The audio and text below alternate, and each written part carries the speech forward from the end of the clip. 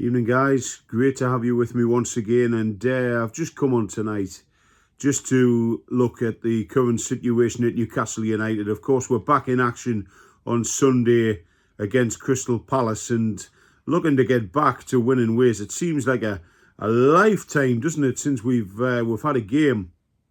But the situation at Newcastle United at the moment, it's a bit of a mixed bag.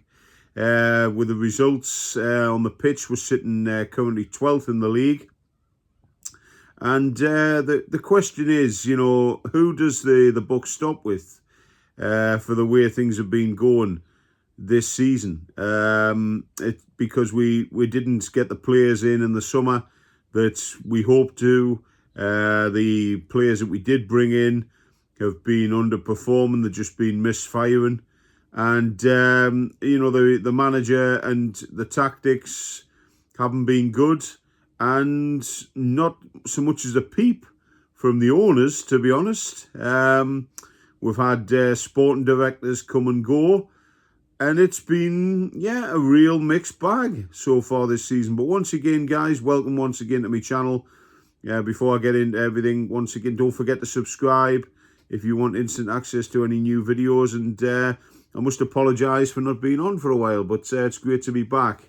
So I'm going to get straight into it then. So who is to blame then for Newcastle United's slide?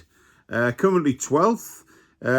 Eddie Howe is blaming the run of fixtures. We can't complain about that now because we're out of all the cup competitions.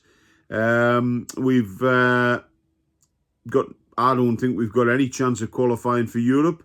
So we need to try and finish the season strongly and see how high we can get in the table. But as I said, I think European football is out of the question. But as I said earlier there, who's to blame for this? Well, I think everybody at the club is to blame, to be honest. From the players right the way to the owners at the top. Because it's been a real problem this season with particularly with like transfers coming in, PSR rules and all that. But I think overall for all the owners there was money to spend. Eddie Howe spent a lot of that money in the summer. A massive amount went on Johan Wissa, a massive amount went on Nick Voltemada. And he's either chosen not to play them or he's played them in the totally wrong positions.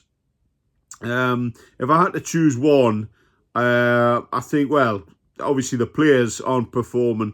These guys are professionals on the pitch. They're not performing. But I think the buck has to stop with Eddie Howe. Simply because Eddie Howe just doesn't get on with directors of football. He didn't get on with Dan Ashworth when he was there. Paul Mitchell, he didn't get on with him. And David Hopkinson, I think he's finding him a real tough cookie. But I don't think Eddie Howe gets on with him either. I mean, I know they say David Hopkinson says he gets along with Eddie. I don't think he does. Because Eddie Howe likes to do things himself. But in terms of the players that were brought in, Johan Wissa and Nick Voltemada, Jacob Ramsey, Aaron Ramsdale, players like that, coming through the door. Malik Chow, great player there. But, the rest of them, Eddie Howe brought them players through the door. He said he wanted them players.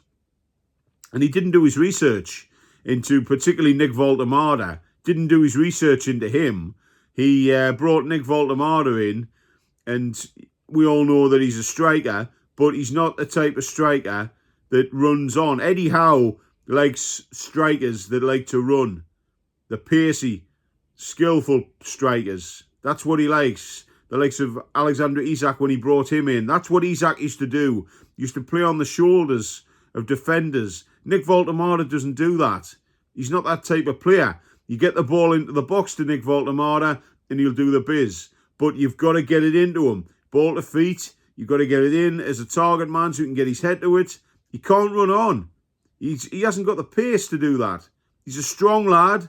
He has got some pace, but he isn't pacey like Isak. For a big lad, Isak could shift. He used to be off like an express train. So it's horses for courses, and Nick Voltemada is just not that type of player. Johan Wissa is a winger. He's a right winger. He plays on the right. But Eddie Howe, when he has played him, he's played him through the middle. All right, he's got the odd goal. But he's not that type of player.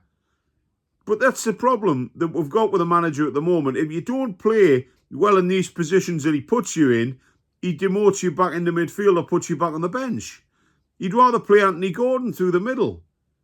You know, you can't play Anthony Gordon through the middle as a striker because he's not a striker.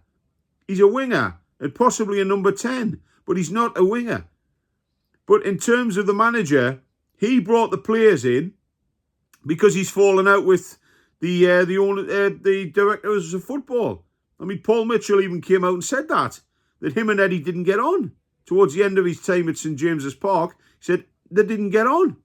Because Eddie Howe likes to do things himself, which is understandable. He is the manager. But hey, these guys are there. But the owners should be muscling in and saying, Eddie, listen, this is the way we're doing it. We're doing a director of football. He brings the players in. You have the final say. But let them bring the players in and let them, show you them at least.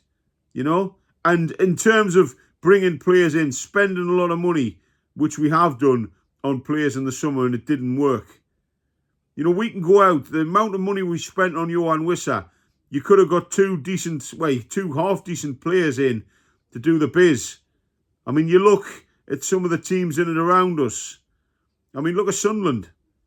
The amounts that we paid for Johan Wissa and Nick Voltemada, that Sunderland's team nearly amounts to that. They've went out, they've bought bargain players, they've went out and bought decent players. They had nothing to lose. But we've had to spend big. That's been the problem. We've had to spend big on these players. And now we're going to have to sell players in the summer to compensate for that. But again, I'm asking myself, in terms of the owners, this money that we got for Alexander Isak, was that spent on Nick Voltemada and Johan Wissa? Or is it still sitting in a bank there somewhere? Because they said before we sold Isak, there was going to be money available. The PSR rules and all that, we just don't know what they mean. But there's been no clarity from the owners, from Jamie Rubin, Al Romani. Nobody talks. David Hopkinson pops up every now and then. But apart from that, there's no communication from the owners either. So the players aren't performing, the manager isn't performing, and the owners aren't performing, in my opinion. So something needs to change. And in terms of getting players in the summer, people are saying you need to give Eddie Howe a chance in the summer. But between you and me, I don't think that David Hopkinson and the guys at the top of Newcastle are looking that far ahead, to be quite honest. And people are saying in Eddie we trust.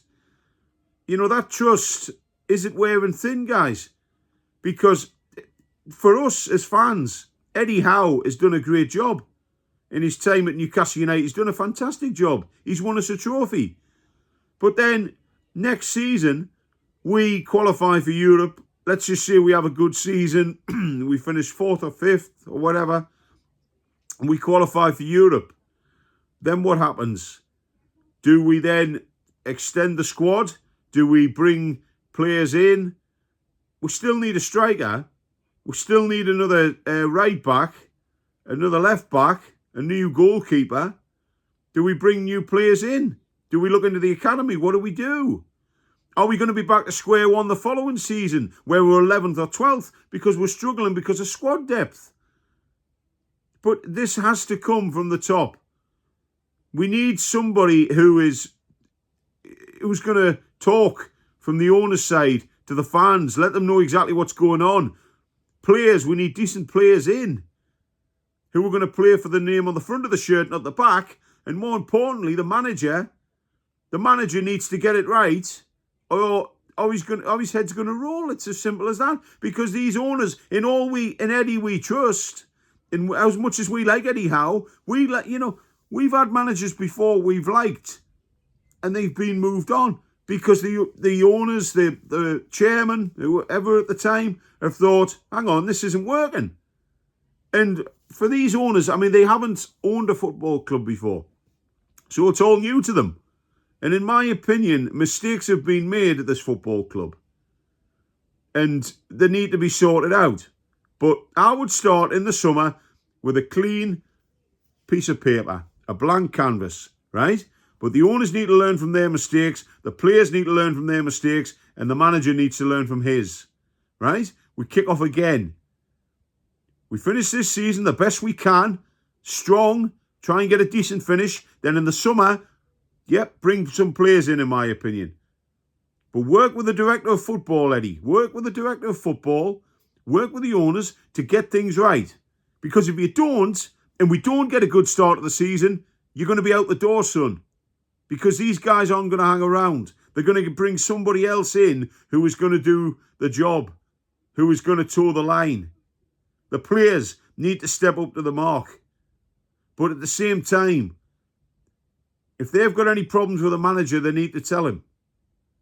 You know? But Eddie Howe needs to be talking to these players and saying to them, what are the strengths and weaknesses? Like he did with Joe Linton back in the day. He needs to be talking to these players. He needs to be asking them what the strengths and weaknesses are, where they prefer to play. And then if they don't play well in that position, then drop them. But don't put Nick Voltamara as a number 10 or push him into midfield. Don't put Wisser up top because he's not that type of player. Put him on the wing. Murphy is having a mare at the moment. Put Wisser on the wing. Let him run in. Let him cause problems. Gordon on the left or Barnes on the left and Nick Voltamara through the middle. And the likes of Bruno Guimaraes, Sandro Tonali and Tino Livramento, I'm going to finish on this one.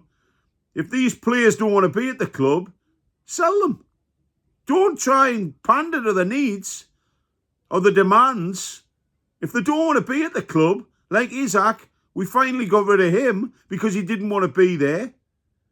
This player in Sandro Tonali, Bruno Guimaraes, Tino Livramento, you know, they've been... Apparently, heads have been turned by other clubs. If they don't want to be at the club, then we need to sell them. We need to get some money for them. And we need to get some decent players in who want to play for the club. Because we can't have hangers-on at the football club. And that includes the manager. If he doesn't think he's up to the task, he needs to leave. If these players don't want to be at the club, they need to leave. And if the owners are committed to the football club, then they need to talk to the fans a bit more. That's all I'm saying, guys. Rant over. Wholesale changes need to happen at the club. From the players to the manager, the owners, everyone needs to be reading from the same hymn sheet. This is the only way it's going to work. This 2030 project is the only way it's going to work, guys. Okay? Thank you so much for joining me tonight. Great to be back. Great to have you with me. Thank you for watching. Don't forget to subscribe. And if you like this video, please give us a like. It'll be much appreciated. And if you want to leave a comment, guys, on the current situation at Newcastle, what do you think? Get in touch. Let me know what you think. Great to have you with me again. Thank you very much. Bye-bye for now. All the best to you. Thank you.